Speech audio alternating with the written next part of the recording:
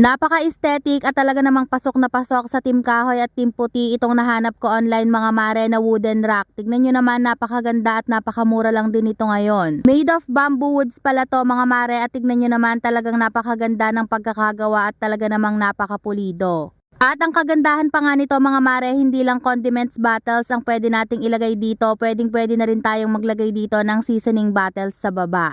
2-in-1 na nga yan mga mare, pwede ka na maglagay ng condiments bottles sa taas at pwede ka namang maglagay ng mga seasoning bottles sa baba. Kaya naman talagang napaka-organized na ng ating kusina kapag ganitong lagayan o ganitong wooden rack yung ating binili. At nagulat nga rin ako mga mare dahil napakamura lang pala ng mga ganitong lagayan. Sino ba naman ang hindi magugulat mga mare dahil napakaganda at talaga namang napaka-aesthetic nito sa murang halaga. At eto nga pala yung sinasabi ko mare, pwede nga tayong maglagay ng ating mga seasoning bottles dito sa baba. Pwede tayong maglagay dito ng 4 na piraso ng ating seasoning bottles at sa taas naman mga mare pwede rin tayong maglagay ng 4 na piraso ng ating condiments bottles. O diba mga mare, talaga namang napakaganda at napaka-organized na nitong ating mga lagayan kapag bumili kayo ng ganitong wooden rack. At hindi lang basta nakaka-aesthetic mga mare, talaga namang napakagandang tignan. O siya mare, kung gusto mo rin ito, ilalagay ko na lang yung link sa comment section o kaya naman dyan sa yellow basket para naman dyan ka na rin mag-check out at para hindi ka na maghanap.